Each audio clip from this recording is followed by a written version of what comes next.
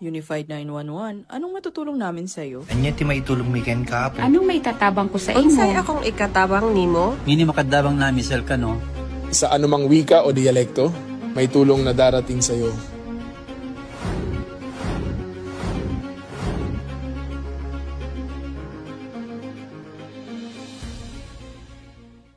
Lilingkod sa bawat Pilipino at magbibigay ng tamang impormasyon para sa tahimik at maayos na Pilipinas. Police News Network, alagad ng batas, tagapagtaguyod ng balitang pulis, sandigan ng mamamayan, patnubay ng katotohanan. Kampo Krame, maghahatid ng pinakahuling kaganapan at nagbabagang balita. Ito ang PNN Police News Network. At ngayon, ang inyong mga tagapagbalita. Magandang araw, bagong Pilipinas. Kami ang inyong alagad ng batas, tagataguyod ng Balitang Pulis. Patrolman Josel Atienda Sacmar ng Regional Community Affairs and Development Division ng NCRPO. Ngayong araw ng Miyerkules, makakasama natin muli bilang special guest co-host si Ms. Alexandra Faith Garcia, ang Miss Aura International 2021 Grand Winner at multi-medalist triathlete. Magandang umaga sa iyo, ma'am. Magandang umaga, Sir Josel. Magandang umaga, mga ka-PNN. Huwag po nating kalimutan i-like, i-follow at i-subscribe ang page ng Philippine National Police, Police Community Affairs and Development Group, PCAG, tagapag-ugnay at Police News Network. Kami po ay maghatid sa inyo ng tamang balita, kwento ng pulis at serbisyo para sa mamamayan. At ito ang PNP News Online. Ang pangunahing balita ng Police News Network, alagad ng batas, tagataguyod ng Balitang Pulis.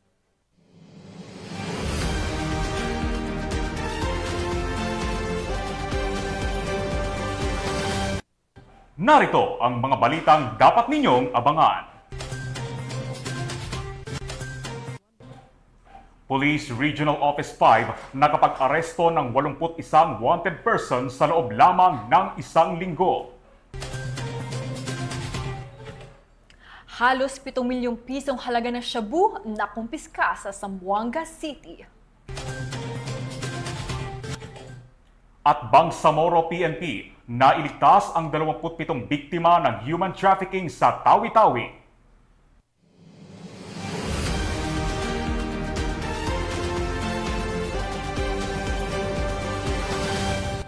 Narito ang mga balitang hatid ng ating PNN correspondents mula sa iba't ibang panig ng bansa.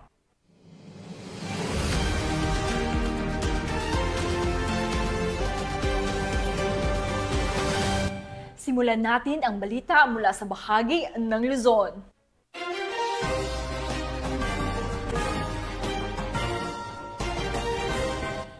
Arestado ng San Mateo PNP ang 3 high-value individual sa isinagawang buy-bust operation sa Barangay Santa Ana, San Mateo, Rizal. Nahaharap ang suspect sa kasong paglabag sa Republic Act 9165 o ang Comprehensive Dangerous Drugs Act of 2002. Patrolman Mark Lawrence Atencio sa balita. 3 high-value individual sa isinagawang buy-bust operation ng San Mateo Municipal Police Station sa Barangay Santa Ana, San Mateo, Rizal. Kinilala ang mga suspect na sina alias Dexter, alias Toto at alias Mike, pawang mga residente ng Barangay Santa Ana, San Mateo, Rizal. Nakumpiska sa mga suspect ang 7 piraso ng heat-sealed transparent plastic sachet na hinihinalang shabu na humigit kumulang 41 grams at nagkakahalaga ng mahigit kumulang 278,000 pesos. Isang brown wallet, isang driver license, isang black and red eyeglass case, 2 cellphone, 5 piraso ng 100 peso bill at 1 piraso ng 500 pesos bilang buy-bust money. Ang mga suspect ay naharap sa kasong paglabag sa Republic Act 9165 o Comprehensive Dangerous Drug Act of 2002. Ang Rizal PNP ay patuloy na magsasagawa ng operasyon laban sa illegal na droga upang mapanatili ang ligtas at maayos na komunidad. Mula dito sa Calabarzon, ako ang inyong Police News Network Correspondent, Patrolman Mark Lawrence Atencio. Alagad ng batas, tagataguyod ng Balitang Pulis. Maraming salamat, Patrolman Atencio. Agad namang rumisponde ang Mountain Province Police Provincial Office matapos ang nangyaring traffic accident sa Barangay Chupac, Mountain Province. Patrolwoman Gays Kibyaen Agad na rumisponde ang mga tauhan ng Mountain Province Police Provincial Office matapos ang isang traffic accident na naganap sa Sitio Tapa, Barangay Chupac, Marling Mountain Province, kung saan 5 pasahero ang sugatan. Batay sa inisyal na ulat ng Barling Municipal Police Station, huminto ang isang driver upang tumulong sa kapwa motorista na nasiraan ng sasakyan. Ipinarada niya ang minamanehong sasakyan at gumamit ng bato upang harangin ang gulong. Subalit, nabasag ang bato at hindi kinaya ang bigat ng sasakyan. Dahilan upang ito'y gumulong, bumangga sa gilid ng bundok at tumaob. Agad na tumugon sa insidente ang mga kapulisan ng Barling MPS, katuwang ang 2nd Mountain Province Provincial Mobile Force Company. Nagbigay sila ng agarang paunang lunas sa mga sugatang pasahero bago isinugod ang mga ito sa Barling District Hospital. Matapos ang inisyal na gamutan, inilipat ang mga pasahero sa Bontoc General Hospital para sa mas malalim na medical na pagsusuri at paggamot. Patuloy ang investigasyon ng mga otoridad kaugnay sa insidente. Bilang paalala, hinihikayat ng kapulisan ang mga motorista na tiyaking ligtas ang pagparada ng sasakyan, lalo na sa mga matatarik o delikadong bahagi ng kalsada.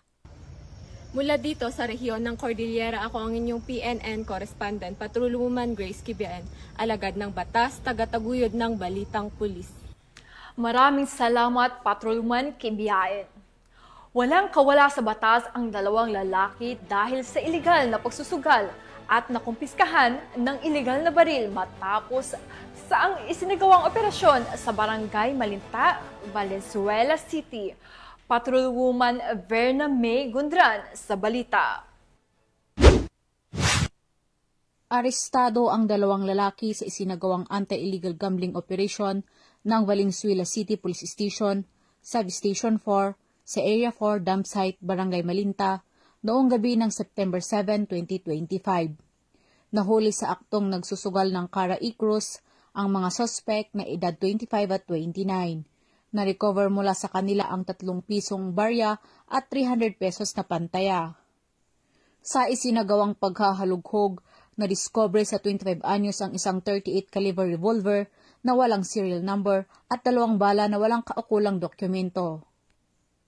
Kasalukuyang nasa kustodiya ng pulisya ang 2 at kakasuhan sa paglabag sa Presidential Decree No. 1602 o Anti-Illegal Gambling Law. Dagdag na kaso sa ilalim ng Republic Act 10591 o Comprehensive Firearms and Ammunition Regulation Act ang haharapin ng 25 anyos na sospek. Mula dito sa Camp Bagong Diwa, Bicutan, Taguig City, ako po ang inyong PNN correspondent, Patrolwoman Verna Gundran, alagad ng batas, tagataguyod ng Balitang Pulis. Maraming salamat, Patrolwoman Gundran. Sa kabilang balita naman, matagumpay na naaresto ng mga otoridad ang tinaguriang top 10 most wanted person provincial level dahil sa kasong 31 counts ng qualified theft sa Kamiling, Tarlac. Ibabalita yan ni Patrolwoman Janice Bulahaw.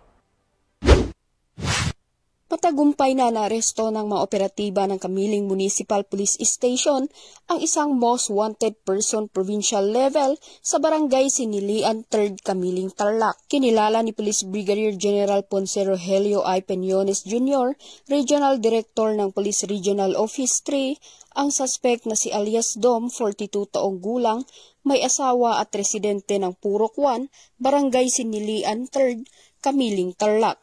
Nakabilang sa listahan ng most wanted person provincial level. Matagumpay na isinagawa ang operasyon sa bisa ng warrant of arrest para sa kasong 31 counts of qualified theft na may nakalaang 24,000 na piyansa para sa 22 kaso at 12,000 para sa 9 na kaso na may kabuuang halagang 636,000 pesos. Ang suspect ay kasalukuyang nasa kustodiya ng Kamiling MPS para sa kaukulang dokumentasyon at tamang disposisyon. Patuloy ang Kamiling MPS sa pagpapatupad ng pinaigting na operasyon laban sa mga most wanted persons at iba pang individual na may kinakaharap na kaso upang mapanatili ang kapayapaan at kaayusan sa nasasakupan. Mula dito sa Police Regional Office 3, ako ang inyong PNN correspondent, Patrolwoman Janice Bulahaw. Alagad ng batas, tagataguyod ng Balitang Pulis. Maraming salamat, Patrolwoman Bulahaw. Arestedo ng mga kapulisan ang isang lalaki na nagtangkang buksan ng isang U-box ng motor at tangayin ng isang sling bag na naglalaman ng pera at mahalagang gamit sa Barangay 3, Coron, Palawan. Ang buong detalye ng report mula kay Patrolwoman Ferlyn Joy Kawili.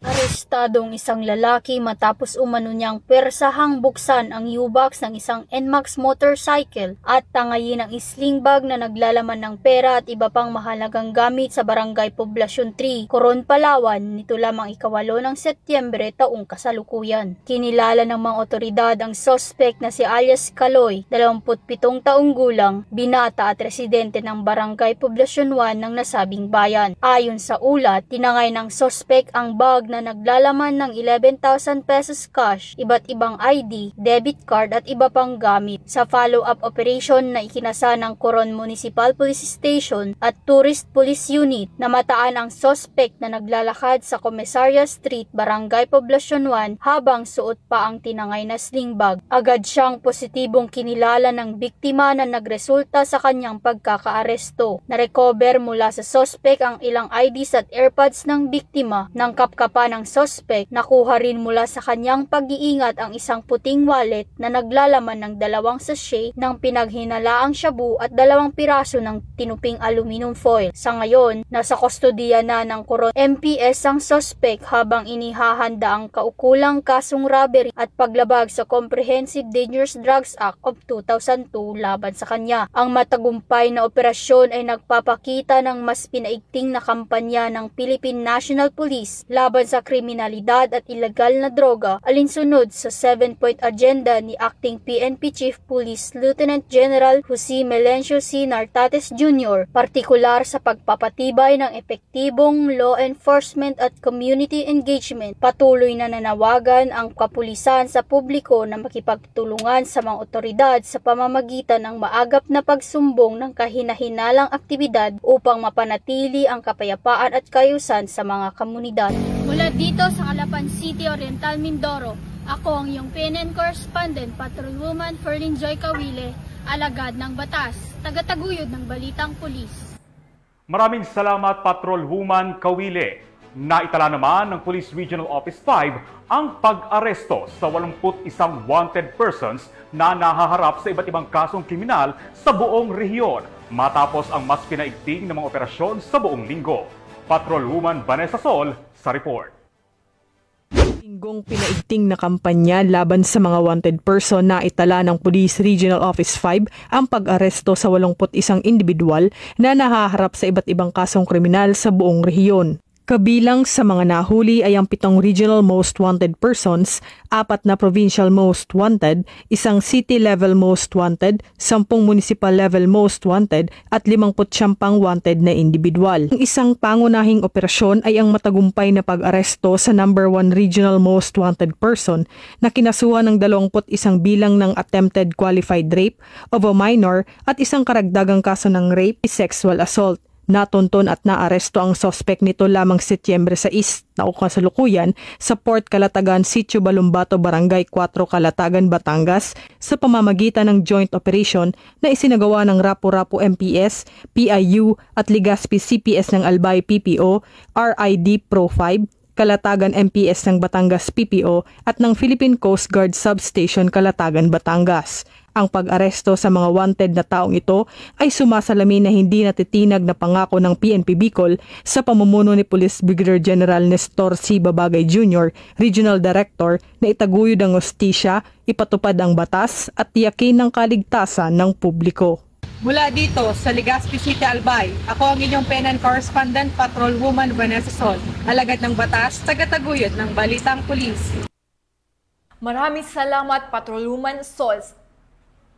At para naman sa ating weather updates, isang low pressure area na may international designation na LPA-09B ang namataan ng Pag-asa sa baybaying dagat ng Binzones, Camarines Norte. Ayon sa pinakahuling satellite image mula sa Himawari, ang nasabing low pressure area ay nagpapakita ng pagbuo ng mga makakapal na ulap at pag-ulan sa ilang bahagi ng Luzon at Visayas. Sa kasalukuyan, mababa pa ang tsansa nitong maging ganap na bagyo sa loob ng 24 oras. Ayon sa inilabas na 24-hour Tropical Cyclone Formation Outlook. Gayunpaman, inaasahan pa rin ang katamtaman hanggang malalakas na pag-ulan na maaaring magdulot ng pagbaha at pagguho ng lupa, lalo na sa mga mabababang lugar. Pinapaalalahanan ang publiko na patuloy na mag-monitor sa mga official updates mula sa Pag-asa at maging handa sa anumang posibleng epekto ng sama ng panahon.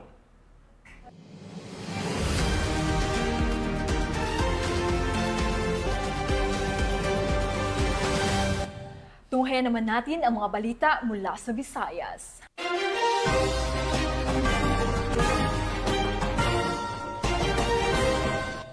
Nagsagawa ang mga tauhan ng Barbasa Municipal Police Station ng isang Safe School Strong Lecture Symposium on Anti-Bullying at Crime Prevention para sa mga mag-aaral sa Barbasa Antique. Ang nasabing aktibidad ay may layuning makapagbigay ng karagdagang impormasyon at bagong kaalaman na pwedeng magamit sa kanilang pamumuhay bilang mga estudyante upang makamit ang ligtas, maayos at magandang pamayanan. Nakibalita dyan si Patrolwoman Julibel Albior. Mapagtas ang kamalayan ng kabataan laban sa pang-aabuso at karahasan, isinagawa ng mga tauhan ng Barbasa Municipal Police Station sa ilalim ng pamumuno ni Police Captain Alan S. Alagos, Officer in Charge. Ang Safe Schools Strong Future Symposium on Anti-Bullying and Crime Prevention sa Igpalgay Elementary School, Barbasa Antique nito lamang ika-9 ng Setyembre taong kasalukuyan. Dumalo sa programa ang mga mag-aaral mula grade 1 hanggang grade 6 kasama ang kanilang mga guro at magulang. Nagbigay ng mahalagang talakayan sina Police Executive Master Sergeant Christopher D. Mendoza, Deputy Chief of Police, Police Staff Sergeant Jonary Balanis, WCPD PNCO, at Police Staff Sergeant Elmar Parinaga, PCAD PNCO. Tinalakay nila ang mga sensitibong paksa gaya ng bullying at cyberbullying, anti-child pornography, at ang kahalagahan ng pagkilala sa good touch versus bad touch. Bilang dagdag na kaalaman, ipinakita rin ang dalawang maiikling pelikula, ang Red Leaves Falling na tumatalakay sa child pornography at sexual abuse, at No Touch na nagsusulong ng child safety advocacy. Bilang dagdag na kaalaman, ipinakita rin ang dalawang maiikling pelikula, ang Red Leaves Falling na tumatalakay sa child pornography at sexual abuse, at No Touch na nagsusulong ng child safety advocacy. Namahagi rin ng makukulay na IEC material sa mga guro, magulang at estudyante upang mas may lapat ang mga aral sa kanilang pang-araw-araw na buhay.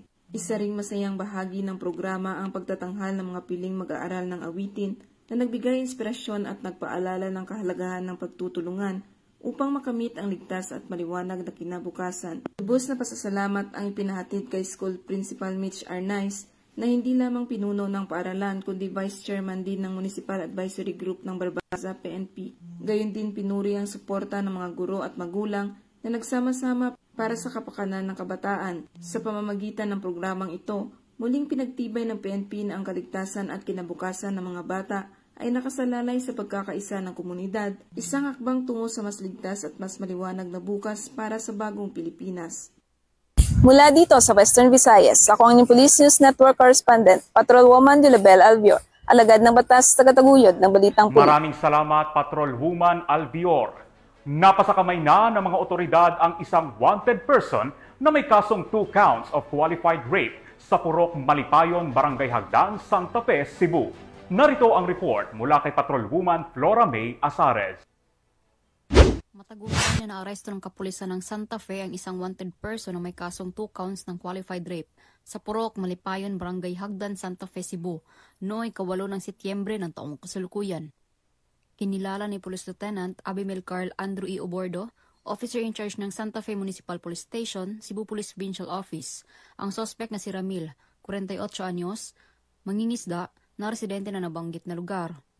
Batay sa ulat, bandang alas 9:38 ng gabi, nang maaresto ng mga otoridad ang suspect sa bisan ng warrant of arrest para sa kasong 2 counts ng qualified rape, na inisyo ni Honorable Meriter M. Rosa Bodomo, Assisting Judge ng RTC 7, Branch 81, Bugo City, Cebu, na walang rekomendadong piyansa. Samantala, kasalukuyang nasa kustodiya ng Santa Fe MPS ang suspect para sa dokumentasyon at tamang disposisyon. Ipinapahayag ko po sa inyo ang matagumpay na operasyon ng ating kapulisan na nagresulta sa pagkaresto ng isang sospek sa kasong panggagahasa laban sa isang minor de edad. Ang pagkaresto pong ito ay nasa katuparan sa bisa ng warrant of arrest na inilabas ng ating kagalang-galang na hukuman.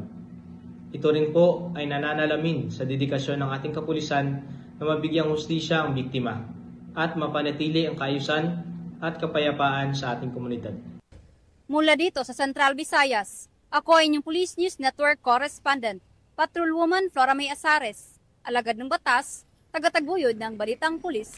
Maraming salamat, Patrolwoman Azares. Hindi na nakapalagpa ang isang babaeng wanted sa kasong Republic Act 9165 o ang Comprehensive Dangerous Drugs Act of 2002 sa Barangay 25, Paterno Extension, Tacloban City. Ibabalita yan ni Patrolman Cristel Palafox. Ng motoridad ang isang babaeng wanted person sa kasong paglabag sa RA 9165 matapos mahuli sa Barangay 25 Paterno Extension, Tacloban City. Bandang alas 11:24 ng tanghali nang maaresto ang akusado ng mga tauhan ng Tacloban City Mobile Force Company kasama ang 805th Maneuver Company, Regional Mobile Force Battalion 8 at Headquarters Regional Maritime Unit 8 sa bisa ng warrant of arrest para sa kasong paglabag sa Section 5 at 11 ng RA 9165 o Comprehensive Dangerous Drugs Act of 2002 na walang nirekomendang piyansa. Ang akusado ay dinala sa Tacloban City Police Office para sa koklang dokumentasyon at tamang disposisyon. Ang tagumpay ng PNP laban sa mga may pananagutan sa batas ay bunga ng pinaigting na pakikipagtulungan at suporta ng mamamayan para mapanatiling payapa at maayos ang komunidad. Mula dito sa Eastern Visayas, ako ang inyong PNN Correspondent, Patrolwoman Palafox, alagad ng batas, tagataguyod ng Balitang Pulis. Maraming salamat, Patrolwoman Palafox. Narito naman ang mga balita mula sa bahagi ng Mindanao.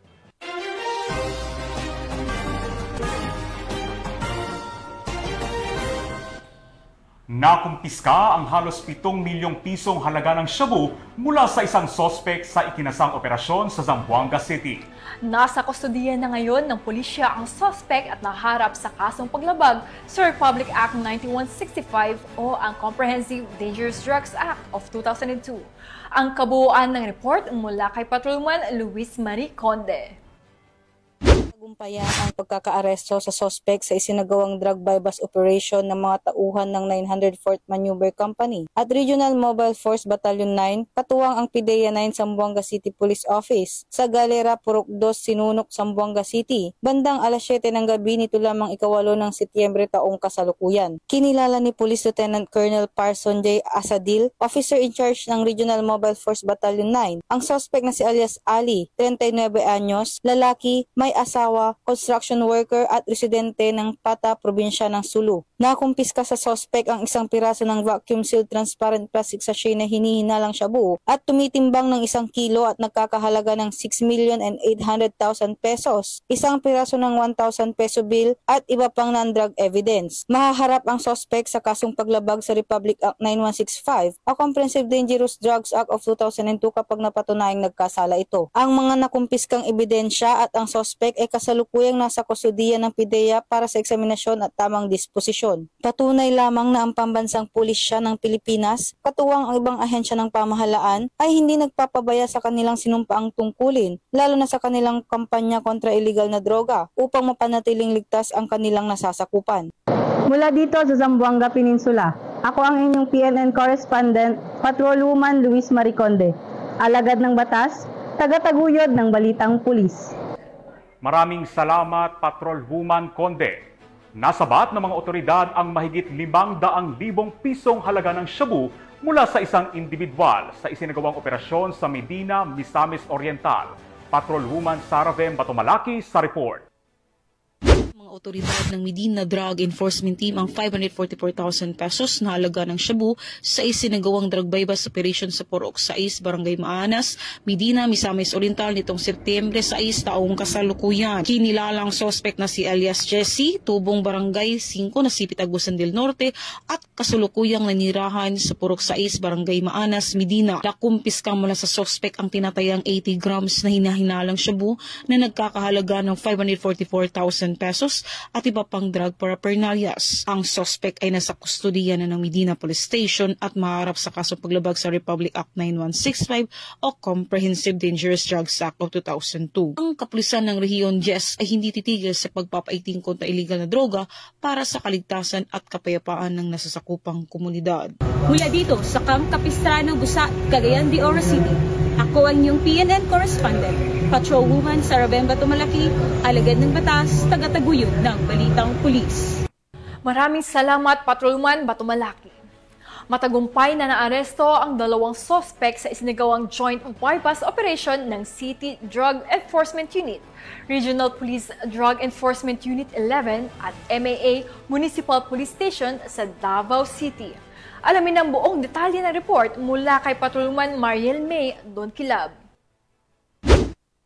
Matagumpay na naaresto ang dalawang drug suspect sa isinagawang joint bypass operation ng mga operatiba ng City Drug Enforcement Unit, katuwang ang Regional Police Drug Enforcement Unit 11 at MAA Police Station sa Purok 26-A, Riverside, Barangay Maa, Davao City, nitong 8 ng Setyembre taong kasalukuyan. Kinilala ang mga suspect na sina alias Apple, 29 anyos, residente ng Mangagoy, Surigao del Norte, at alias Randy, 27 anyos, na residente naman ng Tagum City, Davao del Norte. Nakumpiska mula sa mga suspect ang dalawang maliliit na pakete ng hinihinalang shabu na may standard drug price na 33,200 pesos. Naharap ngayon ang mga suspect sa kasong paglabag sa RA 9165 o ang Comprehensive Dangerous Drugs Act of 2002. Sa tulong ng lokal na pamahalaan at aktibong pakikiisa ng komunidad, layunin ng kapulisan na ganap na masugpo ang ipinagbabawal na gamot at matiyak ang napapanatiling kapayapaan at kaayusan sa buong rehiyon.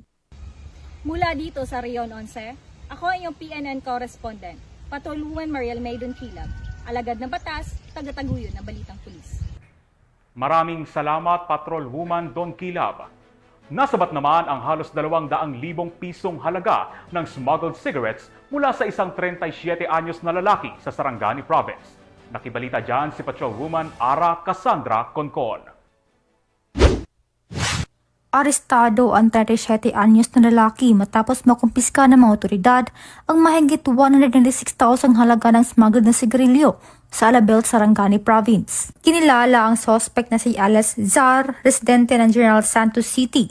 Ayon sa Alabel Municipal Police Station, bandang alas 4:45 ng hapon, naharang ng mga operatiba ang minamanehong sasakyan ng suspect, kung saan natagpuan ang 250 rims ng Fort brand smuggled cigarettes na nagkakalaga ng 196,450 pesos. Inihahanda na ang kasong paglabag sa RA 10863 o Customerization and Tariff Act at RA 10643 o Graphic Health Warning Law on Tobacco Products laban sa suspect. Pinatitibay ng Police Regional Office 12 sa ilalim ni General Director Police Brigadier General Arnold P. Ardiente ang kanang laban kontra smuggling alinsunod sa direktiba ni Acting Chief PNP Police Lieutenant General Jose Melencio Nartatis Jr. upang protektahan ang kalusugan at kabuhayan ng mamamayan. Mula dito sa Rehiyon 12, ako ang iyong PNN correspondent, Patrolwoman Ara Cassandra Concon, alagad ng batas, tagataguyod ng Balitang Pulis. Maraming salamat, Patrolwoman Concon. Sa mas pinaiting at pinabilis na pagresponde ng ating mga kapulisan, nailigtas ang 27 kababaihan na biktima ng human trafficking sa Tawi-Tawi. Ang balitang hatid ni Patrolwoman Angela Fernan Lipe. Arestado ang 37 anyos na lalaki matapos makumpiska ng mga otoridad ang mahigit 196,000 halaga ng smuggled na sigarilyo sa Alabel, Sarangani Province. Kinilala ang suspect. Mabilis na nailigtas ang 27 kababaihan mula sa tangkang human trafficking sa Bungaw, Tawi-Tawi nito lamang 5 ng Setyembre taong kasalukuyan. Ayon kay Police Lieutenant Jezreel A. De La Cruz, Police Commander ng PNP Maritime Group SOU 1, naging matagumpay na tour operasyon dahil sa pinagsanib na pwersa ng MSSD Zamboanga Satellite Office, MSSD Tawi-Tawi Provincial Office, Municipal Interagency Committee Against Trafficking, Philippine Maritime, Philippine Coast Guard, at National Bureau of Investigation. Ayon sa ulat, ang mga biktima ay nagmula pa sa Metro Manila at ilang probinsya sa Luzon na umano'y ni-recruit ng illegal recruiters. Dagdag pa ng PNP, 9 sa mga biktima ay patungo sana sa Thailand at Malaysia, kung saan sila ay pinangakuan ng trabaho bilang customer service representatives at ang iba pa ay bilang entertainers. Base sa inisyal na investigasyon, ang lahat ng kanilang dokumento ay umano'y peke at dumaan sa iligal na proseso. Sa kasalukuyan, ang mga biktima ay nasa pangangalaga ng mga otoridad at sumasailalim sa debriefing at kaukulang tulong mula sa mga ahensya ng pamahalaan. Patuloy namang tinutugis ng PNP ang mga nasa likod ng naturang human trafficking upang masiguro ang hustisya at maprotektahan ng mas maraming kababayan laban sa mga ganitong uri ng modus. Mula rito sa Rio ng Bangsamoro, ako ang iyong Police News Network Correspondent, Patrolwoman Angela Banderlipe, alagad ng batas, tagataguyod ng balitang pulis. Maraming salamat, Patrolwoman Banderlipe. Sa ibang balita naman, matagumpay na nakilahok ang mahigit 200 barangay tanod sa isinagawang Day 2 Skills Enhancement 2025 sa Butuan City. Ang buong detalye ng report mula kay Police Staff Sergeant Irish Joy Laureto. Matagumpay na isinagawa ang ikalawang araw ng Barangay Tanod Skills Enhancement 2025 sa VCDO Grand Convention, Villa Cananga, Butuan City sa pangunguna ng Butuan City Police Office nito lamang Setyembre 2025. Bilang pangunahing tagapagsalita, nagbigay si Police Colonel Romel D. Villamor, City Director ng BCPO, ng mahahalagang talakayan ukol sa Barangay Anti-Criminality Action Plan, Community and Service-Oriented Policing, National Emergency Hotline 911 at mga estratehiya sa crime prevention. Layunin na aktibidad na lalo pang mapaunlad ang kakayanan at kasanayan ng mga barangay tanod sa lungsod bilang suporta sa seguridad at kaayusan ng komunidad. Patuloy na isinusulong ng BCPO ang pagbibigay ng kaalaman at kasanayan sa mga barangay tanod bilang mahalagang bahagi ng pagpapanatili ng kapayapaan at kaayusan. Ang kanilang aktibong partisipasyon ay hindi lamang sumusuporta sa pulisya, kundi nagsisilbing matibay na haligi sa seguridad at kaunlaran ng buong komunidad ng Butuan. Mula rito sa Police Regional Office 13, ako ang inyong PNN News Correspondent, Police Staff Sergeant Irish Joy Laureto, alagad ng batas, tagataguyod ng balitang pulis. Maraming salamat, Police Staff Sergeant Laureto. At yan ang mga balitang nakalap ng ating PNN correspondents mula sa Luzon, Visayas at Mindanao. At bago tayo magtapos, gusto ko pong magpasalamat sa lahat ng masugid na nanonood ng Police News Network at syempre sa ating special guest co-host ngayon na si Ms. Alexandra Faith Garcia. Maraming salamat, ma'am, sa inyong paundak sa amin. Maraming salamat po, Sir Josel. Maraming salamat mga ka-PNN at sa susunod po na linggo, magkita-kita po tayo sa Samal sa 5150 Damosalan. Sa ating mga ka-PNN, please support the Office of the Chief PNP Facebook page, Philippine National Police at ang Facebook pages ng PKG, Tagapag-ugnay, Police News Network, pati na rin ang Police News Network YouTube channel. I-follow, i-like, and subscribe upang maging updated kayo sa mga accomplishments ng pambansang pulisya. Pinapasalamatan at binabati ko rin po sila Acting Chief Police Lieutenant General Jose Melencio Nartates Jr., Police Major General Roderick Augustus Alba, the Director for Police Community Relations, PKG Command Group na pinapamunuan ni Police Brigadier General Marvin Joe Saro, Police Colonel Joel Serrano, Police Colonel Adonis Guzman at Police Colonel Joel T. Ada. Sa lahat ng personnel ng Police Community Affairs and Development Group at sa lahat ng magigiting na pulis sa buong bansa, maraming salamat sa inyong serbisyo para sa isang ligtas na pamayanan. Sa pamunuan ng Philippine National Police, sa pangunguna ni Acting Chief PNP Police Lieutenant General Jose Melencio Corpus Nartates Jr. at sa pamumuno ni President Ferdinand Bongbong Marcos Jr., kami ay maglilingkod sa bawat Pilipino at magbibigay ng tama at balanseng balita para sa bagong Pilipinas. Mula rito sa tanggapan ng tagapag-ugnay ng Pambansang Pulisya, kami ang inyong alagad ng batas, tagataguyod ng Balitang Pulis. Patrolman Josel Atienza Sacmar ng Regional Community Affairs and Development Division ng NCRPO. At Alexandra Faith Garcia, Miss Aura International 2021 Grand Winner at Multi-Medalist Triathlete. Maghahatid ng tamang balita, kwento ng pulis at serbisyo para sa mamamayan. At ito ang PNP News Online. Ang pangunahing balita ng Police News Network.